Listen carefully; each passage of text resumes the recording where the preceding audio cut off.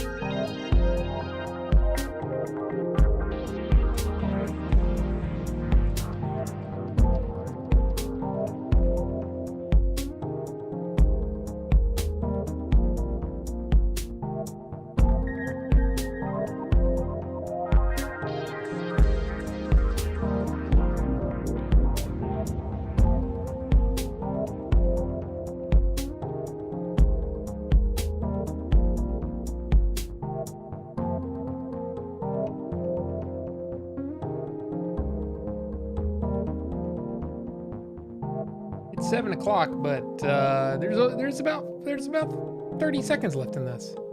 So let's let it play. Shall we? Yes. I think so. This trip was awesome. It really was something else. But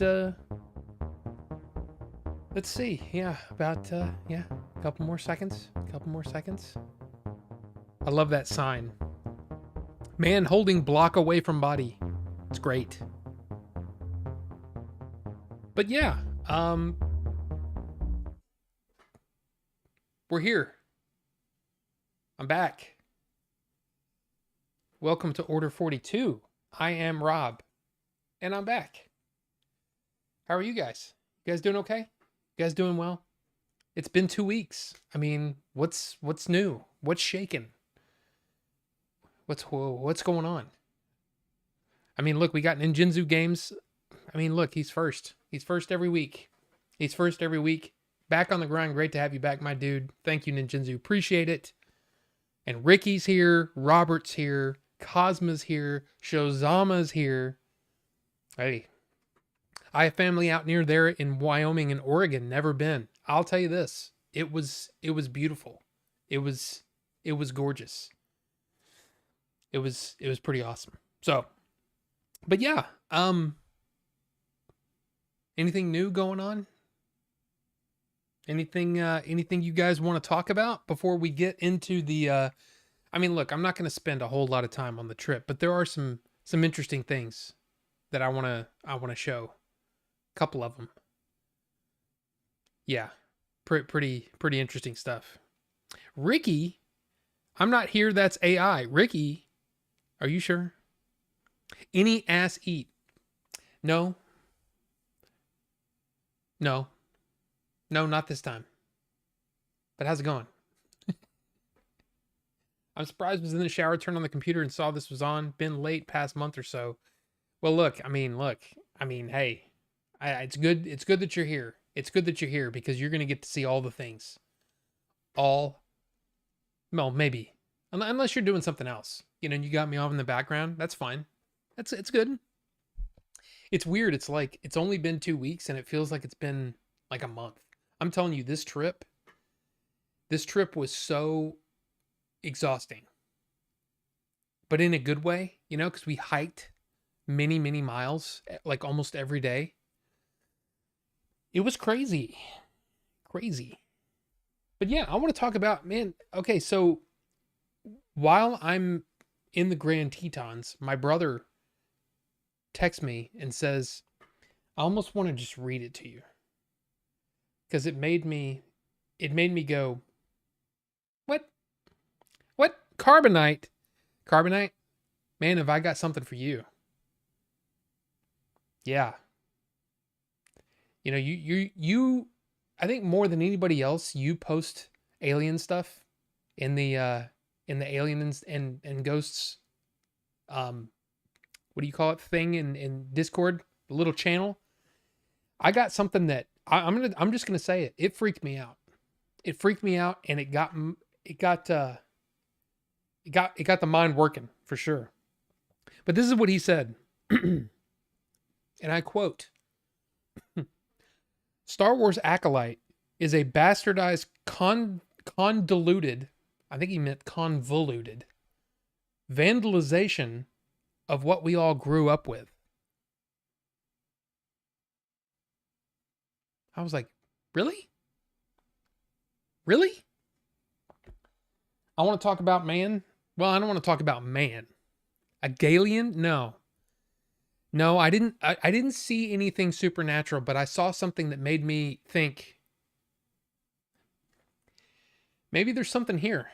And maybe it deserves a little more yeah, a little more. Let's what the hell is this thing? Okay? I'll just say that. I saw a man. Yeah, I saw a man too. I saw many men. I'll tell you this, the people in Idaho are very, very friendly.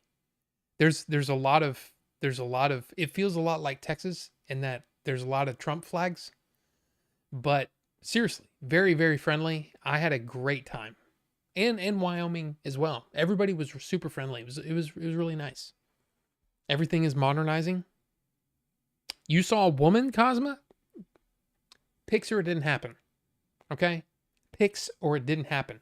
You know what? Let's get into it. Let's get into like I said, I just have a couple things that I want to talk about the trip. And I think it's kind of cool. So yeah, I put that in the Discord. Yeah, that was when I first got there. I had 2 hours of sleep on the day that we had to fly out because we had to fly out early in the morning. That sucked.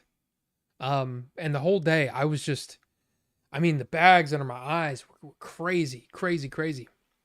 But we got our vehicle. This was our vehicle for the week. A 2025 Subaru Forester. And I got to say, I like that car. I like it a lot. I wish it had like a V6 in it. But other than that, pretty nice. And this is where we stayed for the first, I don't know, 4 days? 4 days? These cabins. And no air conditioning. No refrigerator. And it's basically, there's a bathroom, and then the rest of it's just a room. Here's the thing. I'm not much of an outdoorsy kind of guy. You know what I mean? So this was weird. But the good news was, while we were in this area, it didn't get above like 71, 72.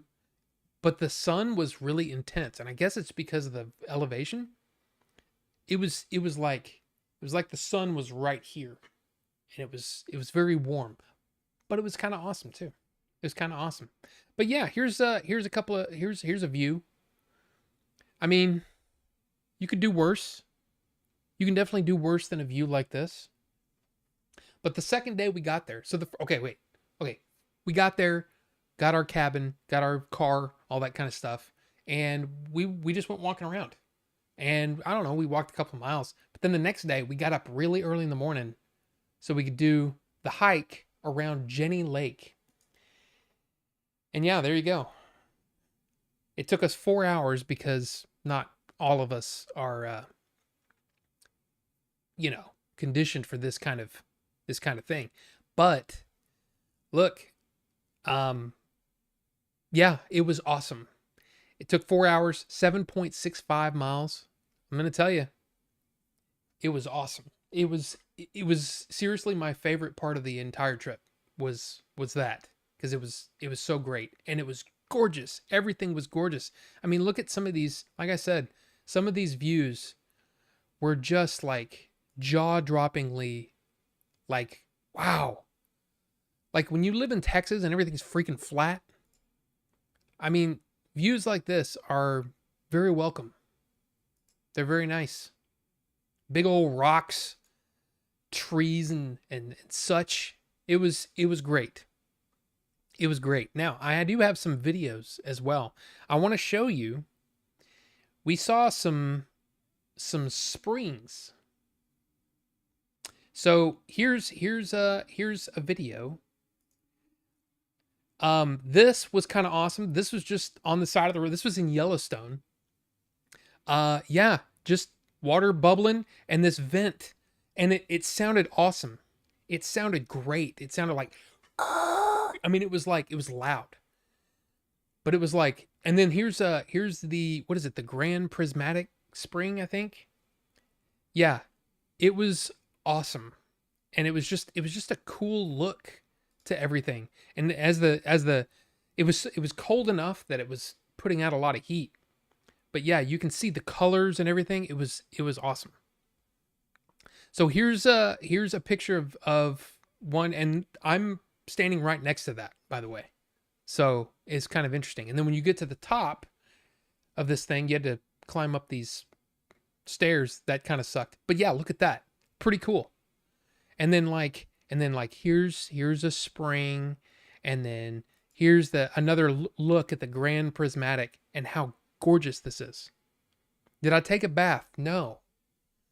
I mean, I took a bath while I was there, but I didn't take a bath in the springs because, oh, that's the other thing. So when we were on this 7.6 mile hike, right, I had Breath of the Wild playing, and I had there was this part with the waterfall, and I had the Zora's Domain playing. And then when we're walking in the forest, I had played the Korok Forest song, then the Lost Woods and all that kind of stuff. And I got to tell you, it added to the experience. It's great. I'm in Texas and it isn't flat here. Shozama, I mean, where you are, no. But where I am, it's very flat and boring. So, and I did bring a hat, but I didn't wear it because of I got to tell you, amazing, what do you call it? Sun shielding shirts or whatever, wicking and all that stuff, but it's sun shield. I had the hood and I was fine. And it kept me cool and warm, which was something I'm not used to, but it's pretty cool. Pretty cool. Let's see, that cabin is like a Ted Kaczynski. Any electricity? There was electricity. Yes. But again, it was, for the amount of money. If I told you how much money they were a night, I'm shocked. I was shocked at how expensive it was, and that there was not a refrigerator or an air conditioner. It was crazy.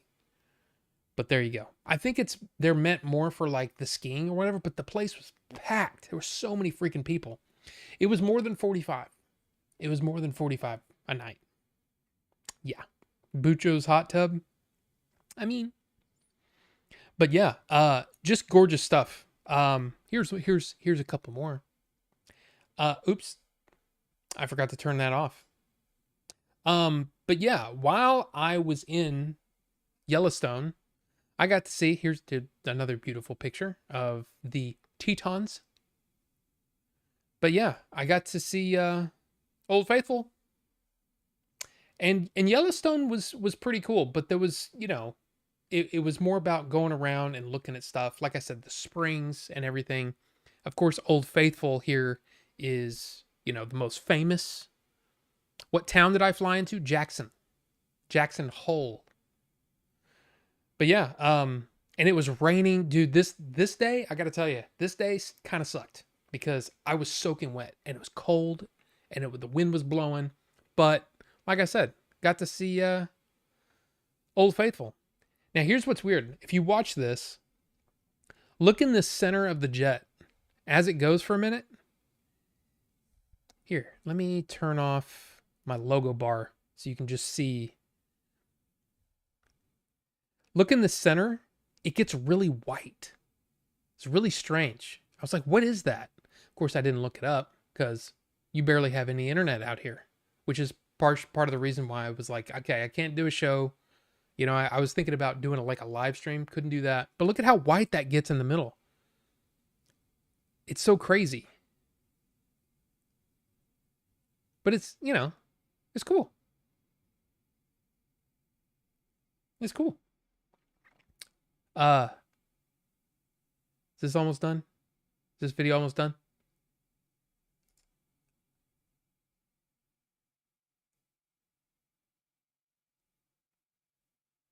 Wow, that's a lot longer than I remembered. But yeah, look at how white it is in the middle. It's still pretty cool. Still pretty cool. And then, you know, as we're driving around, looks like Rob's Vapes. I mean, kind of. Not wrong. But yeah, I mean, just driving around and seeing all this stuff, it was gorgeous. You know, this is just a dam, but wow. And here's something that was probably the most frustrating thing about the area. One of the things that I like to do is when I go to a place, I like to try the local food. There wasn't anything really special. There wasn't like bison something. I mean, yeah, I had a bison burger, but I've had that here in Texas, so it wasn't like that. It wasn't that crazy. I was looking for something like, you know, I'm going to be in Wyoming and Idaho. I would think something with potatoes. No, there really wasn't anything. But there was this. And I thought, okay, well, I'll try this. Owyhee? Idaho Spud. And it's basically a coconut covered chocolate thing. And I'm like, this is it. This is all that Idaho has. But, you know, hey, whatever. But look, animals. Got this amazing shot of a raven.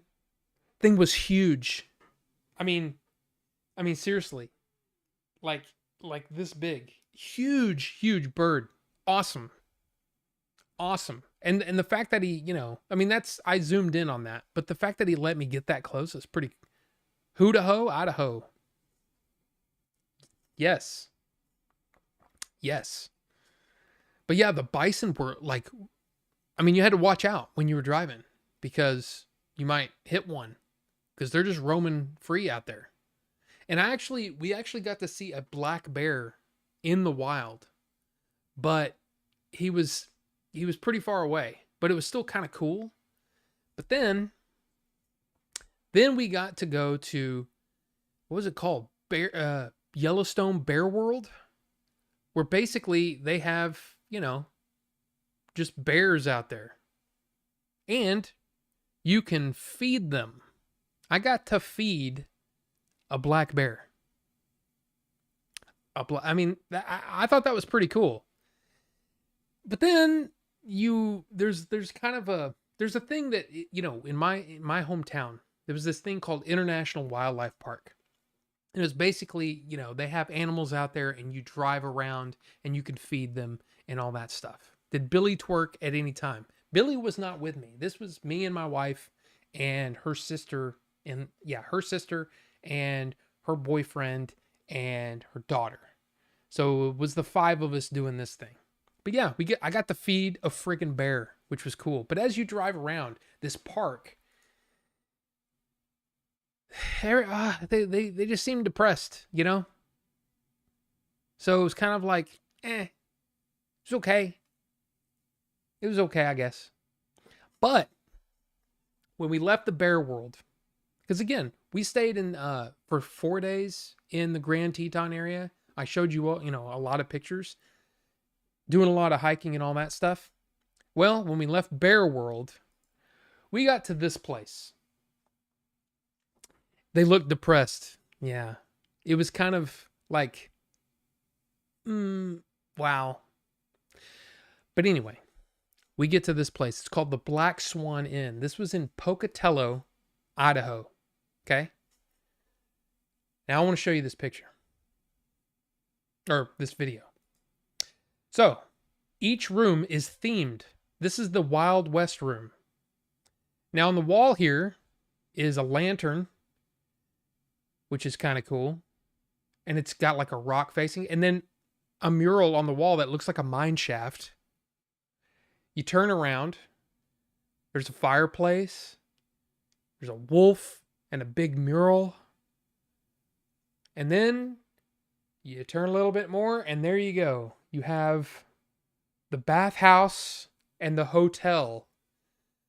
And the bathhouse is a tub and shower, which was cool. And then I love this little detail. The hotel, it looks like you're on the inside of a, of a hotel. You turn on the lights, and it's whenever you can't really see it, but when the lights are off, it looks awesome. And I'm like, dude, this is the coolest room I've ever been in. But then there's the saloon. And I'm like, is this the bathroom? Because this, I don't know about this. Just everything just being out in the open like that. But you walk in, and there's the sink. And, it looks like, well, kind of like a saloon. But then you turn right there, and there's an outhouse. There's the bathroom, which I thought was cool. And I had to edit this in, but there's in front of the bed, I didn't show you this side of the room, another mural with chairs, and then a big ass TV with speakers and everything. It had an HDMI port, so if you had something that you wanted to plug in and watch, you could. I was like, dude, this place, absolutely the coolest hotel I've ever been in. And they have an Arabian Nights room, and they have one that's built like Egypt, and then there's one that's like, or maybe that's the same one. I can't remember, but they had a bunch of different ones. We picked that one, and April said, because there's a story idea that I have. Billy might know a little bit about this one. I told him a little bit, but it was about like the Old West. And she said maybe you'd get some inspiration in here. Well, we were so damn tired, we couldn't do that. But anyway, super cool place. So Black Swan Inn, Pocatello, Idaho. If you're ever there, it's the crazy thing was the prices. The price was way, way, way low in comparison to what we've been paying for. Okay. The other thing is, they have a full breakfast when you wake up. Breakfast burritos, which you place your order the night when you get there. You place the order, and we actually left too early. We didn't get to have the burrito, but they had coffee and apple juice and free waters, because you get a free water anyway. You get free waters. You get these amazing muffins. Oh, they were so awesome. Squiggles, what's going on? Good to see you. Hey, man, we're just talking about the trip. And we're about to get into some interesting stuff. But look, like I said, I would highly recommend you try to stay there. The Black Swan Inn, awesome. I wish we could have stayed longer, because it was that cool. But then we go to this place, and this is, let me see if I can do this right. I have to pull it up. Where is it? It's this. Do I have this? Wait a minute. Why is it not coming up? Okay. Something broke. Give me just a second here. Oops. Let me do this. Let me go to this, and then give me a second. Let me see if I can fix this thing. because you guys need to see this. This is crazy. Okay. That area of the country is very alieny. Billy, you have no, I mean, like I said, this one was crazy. So this is where we were going.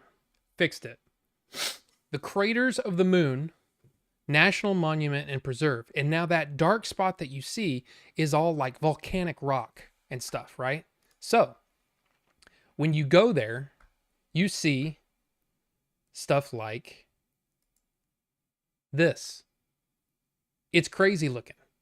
And there was this thing called, you have to go up this kind of circular thing, and it looks like a dome, kind of. And you go up these steps, and it's called the snow cone. And I'm like, why is it called the snow cone? That's why. Because snow is down in this thing, and it looks like, I mean, there's a ton of snow down in this hole. And I was like, dude, that's freaking cool. Dragon glass. No, it wasn't like that. It was literally volcanic rock. You can see the side of the inside of the rock there. It is definitely here. Let me zoom in. It's not great. You can't really see it that well. But it is volcanic rock. It's not that glass kind of thing. I didn't actually see any of that while I was there. But it was super cool and kind of creepy because they had trees like this. Super creepy. But then I saw this. So, okay, just imagine you're walking on this, because we walked on this trail. It was 85, 86 degrees. Again, higher elevation, sun beating down. I'm hot. I'm super crazy hot, but we're walking around this trail. And toward the end, I see a rock with a little hole. And inside, well, just tell me if you see anything. Okay, seeing that little crevice there as it zooms in? That looked like a face. You see it looks like two eyes and a mouth? Let's play that again. In fact, I'm going to stop it here like, let's see, right there. That's what I saw. And I'm freaking out. I'm like, is there a man or there's a person in there? Dude, it freaked me out. It freaked me out. And then as I zoomed in, I'm like, oh, okay, that's just the rock. But yeah, little freaked out. It's super cool though. It's super neat looking. Like especially like right, let's see if I can. Yeah, like right there. I'm like, dude, what the hell is that? What is that? Looks like someone with a mask or face paint on. I didn't know what it was until I zoomed in. So yeah, pretty creepy. But you know, like I said, it was an amazing experience. But let's go back to that map for a second because I have something to show you. So, okay, here's the map. This is we're gonna zoom in a little bit. Okay. Now, we were up here by this highway where it says 202693. So you follow this highway, okay? Go to Arco and then down to Butte City. I called it Butt City. April didn't like that too much. But then you go up 33 because we're heading back toward Wyoming. We're in Idaho right now. Heading back toward Wyoming, okay? So go up to 33. Okay? So you can see it kind of goes into the green right there and then heads east, right? And then it heads kind of a down right here in the center. Now here's the thing. We're driving along this road. We're driving along this road right here, and I see something to the north. And I'm like, what is this? Okay? It's kind of like freaking me out because there's nothing around. You can see there's nothing around. But as we head north, because we have to go north here. So we go north until you head east again. But then this is what I saw out in the middle of nowhere. It looks like a hangar. It seriously looks like a hangar. Now, again, I have no internet. I can't look anything up. I can't even take a picture because it's hilly just enough that it's kind of obscured. So I couldn't really take a picture. But it looks like a hangar. And if you look over here, scroll over a little bit. I looked at this later. Let me zoom out. Look at this here. Oh, looks abandoned. But let's zoom out a little bit. Look at those straight lines. Does that not look like an airstrip? What's going on, A Styles 28? Is that Albert? Not sure. But look at that. Look at those straight lines. No road, straight lines. Okay? I'm thinking they got a UFO in there. Now, here's the thing. It's restricted. You can't get in there. You can't get in there. So this is where, right around this corner right here, that where we have to go east, I should have gone. We should have tried to go in there. We should have tried to see what we could see. But there's signs everywhere. INL. INL. And I'm like, what's INL? Idaho National Laboratory. Now, here's the funny thing. I'm looking at this website, and I go, huh, okay. Lab program offers, okay. Well, what's INL all about? Innovation that's changing America and the world.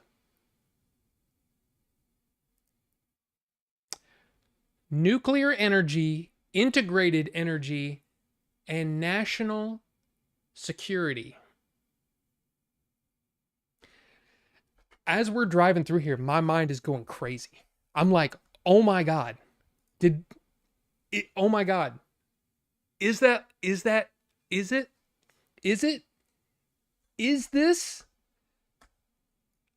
a hangar for UFOs? What are these things? What are these things right here in the center? What is that? What is this? I can't tell. I can't tell. But like I said, as I'm looking at all this, like I said, I looked at this area right here, and I'm like, dude, this looks like a freaking old air base. The way that I'm looking at it, I'm just like, I don't know. I